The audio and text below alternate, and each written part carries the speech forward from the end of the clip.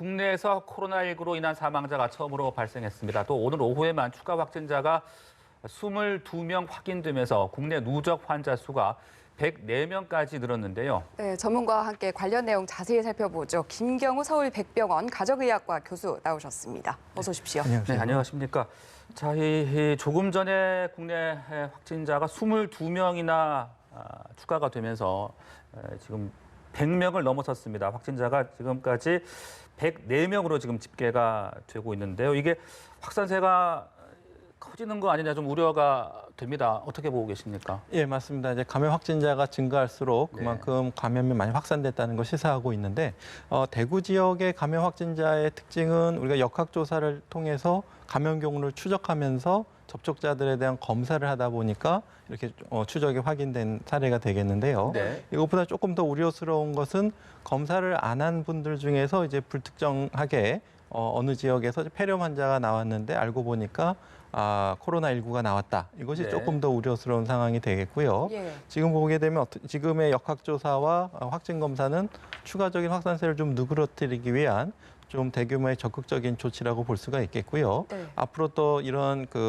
예상치 못한 지역에서 폐렴 환자가 또 나오는 것에 대해서 보다 좀 주의가 필요할 것으로 보입니다. 네, 또 그리고 국내 감염자 중에 첫 사망자가 발생을 했습니다. 사인은 지금 조사 중인 것으로 전해지고 있는데 이 상황은 좀 어떻게 보십니까? 네, 지금 방금 들어온 소식에 따르면 19일 날 사망한 것으로 알려져 있고 사인을 조사한 중에 이제 폐렴 증세가 있기 때문에 혹시 코로나19와 관련성이 없을까 해서 검사한 것은 양성으로 나왔다고 알려져 있습니다. 네. 그리고 이분이 대남병원에 입원 중인 조현병 환자로 알려져 있는데 보다 좀 구체적인 자료가 필요하겠지만 가지고 있던 기저질환 어떤 것이었는지 그리고 코로나 확진받은 그 2명과 어떤 접촉이 있었는지 이런 것에 대한 추가 역학조사 자료가 좀 필요할 것으로 보입니다. 네. 자, 특히 지금 이 대구 지역의 이 한 교회 여기와 관련된 사람이 지금 계속 늘면서 예배에 참석한 사람들도 상당히 많이 계시고요. 또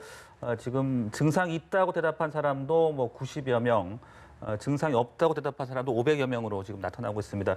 상당히 좀 걱정되는 부분 아니겠습니까? 네, 맞습니다. 그래서 어떻게 이렇게 한꺼번에 많은 감염자가 발생할 수 있었는가? 그러니까 보통 평균적으로 한 사람이 2명 내지 3명을 감염시킨다고 알려져 있는데 슈퍼 전파 사건 이렇게 한 사람이 특정 환경, 그러니까 밀폐된 환경에서 여러 사람들이 밀집되어 모여 있는 환경에서 이렇게 대규모의 감염자가 생긴다는 것은 굉장히 시사하는 바가 크겠고요. 또 이런 제2의 사건이 일어나지 않도록 여러 지자체와 공동체 사회가 좀 이런 밀폐된 환경에서 대중이 모이는 집회는 좀 자제하시고 또 증상이 있으신 분들은 가급적이면 그런 대외 활동을 자제하시는 노력이 제2의 이런 슈퍼전파 사건을 예방할 수 있을 것으로 보입니다. 이 소재 파악이 안 되는 지금 교인분들도 상당히 계시다고 하더라고요. 어떻게 좀 협조라고 해야 될까요? 어떻게 좀 대응을 지금 좀 해야 되겠습니까? 예, 맞습니다. 이렇게 연락이 안 되시는 분들이 이제 문제인데요. 우리가 전에 이제 우한에서 입국한 분들에 대한 전수조사를 했을 때도 일부 연락이 안 되시는 분들이 있었는데 지금 신천지 교인분들 중에서도 연락이 안 되시는 분들은 좀 스스로 좀 증상이 있다면 너무 두려워하지 마시고 또 본인의 건강을 위해서도 그렇고 또 이 감염이 주로 가족 간의 전파가 많이 일어나기 때문에 가족을 위해서도 또 이 협조해 주셔서 본인이 증상이 있는지 또 감염되어 있지는 않은지 확진 검사를 꼭 응해 주시는 것이 필요할 것으로 보입니다. 네, 그리고 오전에 비해서 또 오후에 코로나 검사 대상자도 좀 증가하고 있는 추세인데요. 이런 흐름들은 좀 어떻게 해석을 해보면 좋을까요? 네,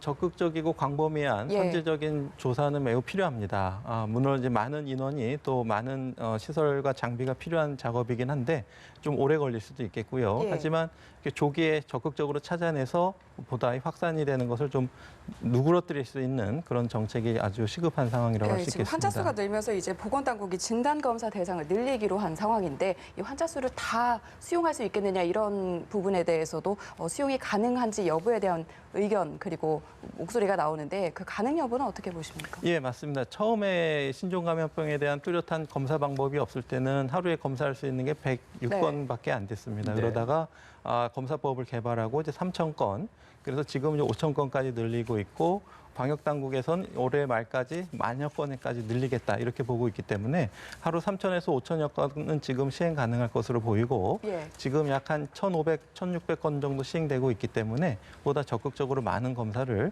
시행하는 것은 적절할 것으로 보입니다. 네. 그리고 또 지금 또 주목이 되는 것이 바로 이 청도 대남병원 아니겠습니까? 이 병원에서 지금 확진자 한 명이 사망을 했고 관련자 확진자 수도 지금 계속 늘고 있거든요. 그 상황은 어떻게 보고 계십니까? 예, 물론 이제 조금 더 일찍 찾아냈더라면은 좀 예방할 수 있었지 않았을까 좀 이런 아쉬움도 있고요. 네. 이 대남병원이 이제 정신과 병동도 있지만 다른 요양병원하고 또 연결되어 있고 또 다른 의료 종사자라든지 아니면 관계된 분들 또 이제 요양병원에 입원해 있는 다른 환자분들에 대한 조사가 좀 필요할 것으로 보이고 또 네. 초기에 적극적인 격리라든지 또 중증으로 갈 위험성이 있는 기저질환이 있고 고령에 있으신 분들부터 적극적인 치료와 격리가 필요할 것으로 생각이 됩니다. 네. 지역 사회로의 감염이 이어지면서 지금 확진자 수가 증가하고 있는 모습을 보이고 있는데 지역 사회로 감염된 그 주요 원인은 어떻게 좀 파악을 하고 계시나요? 네, 이 모든 감염병의 특징이 이제 좀 중하게 증상을 일으키는 경우에는 그 감염된 환자가 활동을 못하기 때문에 네. 상대적으로 감염되는 전파력이 좀 낮습니다. 거기에 비해서 이제 코로나19는 물론 이제 15%에서는 중증으로 가는 경우도 있지만 85%는 경증으로 지나간다고 알려져 있기 때문에 증상이 가벼우신 분들은 오히려 더 활동을 많이 해서 네. 전파가 잘 되는 특성이 있습니다. 그래서 초기에 또 해외에서 유입되는 사례를 여러 가지 전화번호 추적이라든지 증상이 있는지 또 발열 여부도 체크하고 했는데 그중에서 일부는 또 뭐 해열제를 드시고 들어온다던가 아니면 연락이 안 되신다던가 뭐 증상을 숨긴다던가 이런 상황들을 통해서 아무래도 이제 지역사회에 조금씩 이런 감염자가 있었을 가능성이 있고 네. 이런 분들을 통해서 지역사회 전염이 있을 것으로 생각이 되는데 이제 그런 것 치고는 이제 물론 조금 더 통계를 봐야 되겠지만 네. 아직 이렇게 전국적으로 대규모 발생은 아직은 없는데 이것이 이제 앞으로 어떻게 될지는 조금 더 지켜봐야 되겠습니다. 그 31번째 확진자 분이 이제 처음 바이러스를 퍼뜨린 사람인지 아니면 2차 감염자인지 그 부분도 좀 조사가 필요한 겁니까? 네, 그렇습니다. 물론 이제 그 접촉자들에 대한 검사를 통해서 더 확산되는 거는 막아야 되는데 네. 혹시 처음에 인덱스 환자, 지표 환자가 아직 발견이 안 되고 다른 데서도 전파를 시킬 수 있는지 네. 그것에 대한 확인이 필요할 텐데 혹시 지표 환자가 31번이 아니고 청도에 있는 어떤 분이 아닐까라고 네. 생각이 된다면 보다 그쪽에도 적극적인 조사가 필요할 수 있는 상황이 될 수 보다 있겠습니다. 정확한 좀 조사가 필요해 보이고요. 상황이 이렇다 보니까 위기 경보 단계를 지금 경계에서 심각으로 격상해야 하는 것 아니냐 이런 목소리도 나오는데 전문가로서는 어떤 의견 갖고 계십니까? 네, 그렇습니다. 이 전염병 관리는 질병관리본부나 보건복지부 혼자서 할 수는 없겠고요. 네. 법무처의 협조가 필요하고 또 기재부의 적극적인 재정 지원이라든지 법률 지원이 필요한 상황이 되겠는데 그러기 위해서 이제 국무총리가 컨트롤 타워가 되는 중앙재난안전대책본부가 이제 중대본이 이제 설치가 돼야 되겠고요. 예. 네. 근데 지금까지 쭉 정부의 방역 대책을 보면 여러 가지 본부처들의 협조라든지 또 총리가 적극적인 지원, 또 대통령의 적극적인 지원을 통해서 범부처적인 협조가 어느 정도 이루어지는 것으로 보이고 있습니다. 네. 물론 이제 위기 단계로 더 격상이 되게 되면 보다 이제 체계적이고 신속한 지원은 또 더 이루어질 수 있을 것으로 기대가 됩니다. 네. 자, 그리고 이 31번째 확진자의 경우에는 검사 권고도 좀 거절을 했고 어떤 좀 격리 조치도 상당히 좀 협조를 좀 하지 않았다. 그런 부분들도 좀 논란이 됐었는데 그런 부분들에 대한 어떤 좀 강화된 대책 이런 것들도 필요하지 않겠습니까? 예, 이분이 만약에 감염 확진자라면은 좀 더 강제할 수 있는 규정이 적용할 수가 네. 있을 텐데 네. 이제 의심 단계이기 때문에 물론 이제 확진인지 아닌지 검사를 해봐야 되고 또 검사를 해서 음성이 나올 수도 있는 상황이거든요. 하지만 그걸 감수하더라도 조금 따라주셨으면 하는 점이 좀 아쉬움이 있고요. 예. 물론 이제 감염 환자라고 확진되면 보다 강제적인 조치 같은 것들이 동반될 수가 있겠고 또 근데 이것은 이제 의료진이 강제할 수는 없고 지자체장이 할 수 있는 부분이 되기 때문에 네. 일단은 어떤 나중에 이제 그런 추가적인 법률화를 만들어서 강제적으로 검사할 수 있는 방법을 만들 수도 있겠지만 일단 지금 모든 국민들께서 검사를 권유할 때는 음성이 나오는 것도 감안하시면서 검사에 협조해 주시는 것이 지금 단계에서는 필요할 것으로 보입니다. 네, 좀 많은 분들이 적극적으로 협조에 응할 수 있도록 그런 조사 시간이라든지 검사 시간을 단축할 수 있는 그런 방안들에 대한 목소리도 나오고 있을 것 같은데 어떤 방안들이 거론되고 있습니까? 네, 그렇습니다. 지금 의료기관에서 이 검체를 채취하려면은 네. 그 레벨 D 방호복을 입고 또 선별진료소에 가서 이제 채취를 해야 되는데 그 과정에서 좀 시간이 좀 많이 소요되는 네. 부분이 있고요. 그리고 이제 또 그 선별진료소를 또 이제 소독해야 되는 과정이 있기 때문에 또 많은 검사가 또 이루어지지 않는 애로점이 있을 수 있습니다. 그래서 네. 보다 이제 조금 더 검사법이 개발된다든지 또 검사 절차를 좀 간소화해서 조금 더 많은 환자들을 좀 빨리 검사할 수 있는 방법이 도입될 가능성이 있을 것으로 보이고요. 네. 검사 시간 같은 경우엔 지금 PCR 검사는 비교적 빨리 검사되고 있는데 이 검체를 이송해서 또 기관에 접수해서 또 자주 돌리는 검사 기간도 있고 뭐 하루에 2번 돌리는 검사 기간도 있고 네. 그래서 시간 차이는 좀 날 수가 있지만은 조금 더 단축할 수 있는 방법들이 또 모색돼야 될 것으로 보입니다. 검사 방법과 더불어서요. 지금 환자 수가 만약에 늘어나면 음압 병상이라든지 그리고 1인실이 충분한가 이런 부분에 대해서도 여러 가지 목소리가 나오는데요. 현실적으로 어떻다고 보세요? 네, 이 감염 확진자 수가 이제 급증하게 네. 되면은 그만큼 중증 환자들도 많이 생기게 되고 음압 격리 병상이 모자라는 상황이 올 수도 네. 있습니다. 그래서 방역 당국은 이미 그것을 준비하고 있고 각 지역별로 음압 격리 병상 수 확보라든지 그다음에 추가적인 그 격리 시설을 전환하는 준비도 하고 있고 그다음에 이제 처음에는 환자 수가 많지 않을 때는 경증 환자들 모두 다 이렇게 음압 격리 병상에서 관찰을 했는데 이제 조금 더 우리가 병에 대해서 알게 되고 그렇게 되면은 보다 이제 중증 환자는 보다 상위 의료기관에 있는 음압 격리 병상으로 배치하고 예. 경증 환자는 좀 자가 격리나 아니면 중소병원에서 지켜볼 수 있다든지 이렇게 환자를 배분할 것으로 보입니다. 네, 그리고 이 에어로졸을 통한 전파 가능성, 그러니까 공기 중 전파도 지금 가능성이 있다 이런 이야기들이 나오고 있는데 이건 어떻게 좀 이해를 해야 되는 겁니까? 네, 그 일상적인 생활에서는 잘 일어나지 않고요. 네. 특수한 상황, 그러니까 환자가 입원해 있는 입원실 같은 경우에는 아무래도 그 공기 내 바이러스 밀도가 높아지게 되겠고요.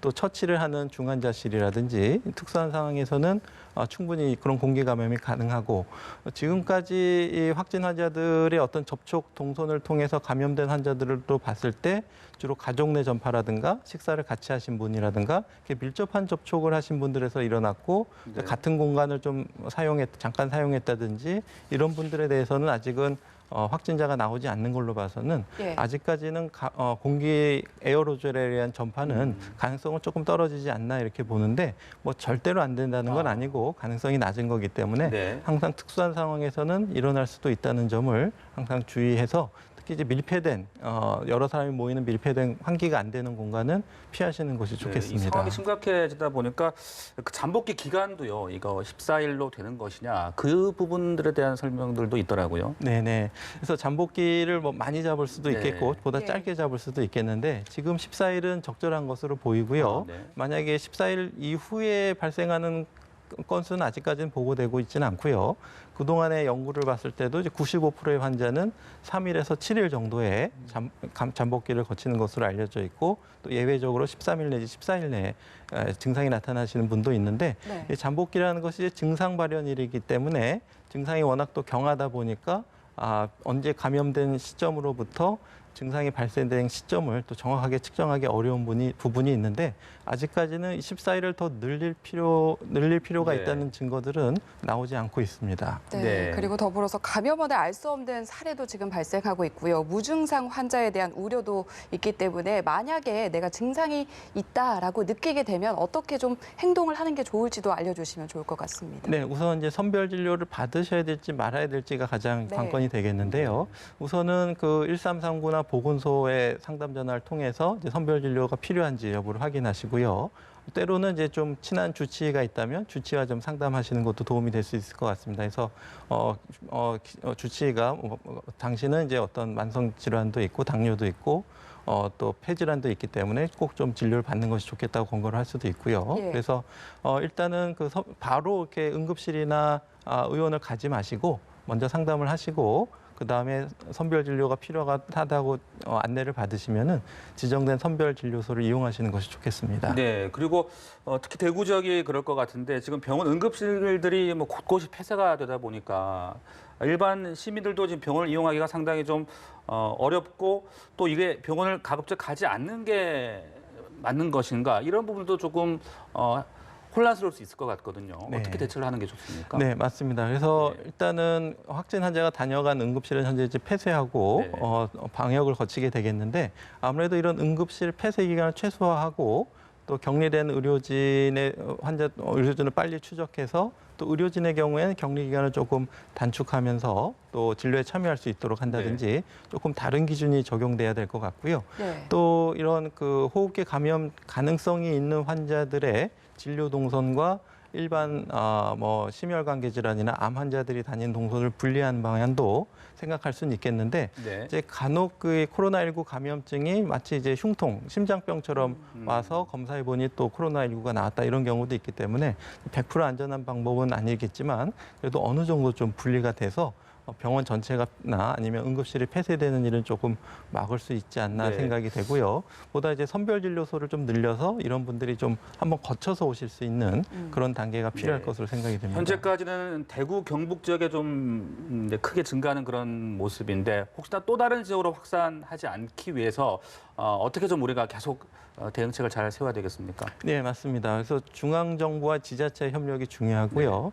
하지만 그 우리 마을 또 우리 집 또 아니면 우리 공동체까지 다 개입할 수는 없습니다. 그렇기 때문에 중앙 정부와 지자체의 지원이라든지 안내를 따르시면서 우리 공동체 사회에서는 어떻게 좀 이 감염에 대처할 수 있을지 또 스스로 또 모임 분들끼리 좀 대처를 해서 공용으로 많이 만지는 곳은 좀 자주 소독한다든지 네. 증상이 있는 분들은 서로 좀 외출을 자제하자 이렇게 서로 조금 안내를 하면서 좀 자체적으로 시민 여러분들이 모두 참여해주는 정책이 좀 필요할 때라고 생각이 됩니다. 좀 더 촘촘한 대책과 그리고 우리 모두도 조금 이제 손 씻기 등 여러 가지 예방 수칙을 더 철저하게 지키는 그런 생활 습관도 필요할 것 같습니다. 말씀 여기까지 듣겠습니다. 고맙습니다. 고맙습니다. 네, 감사합니다.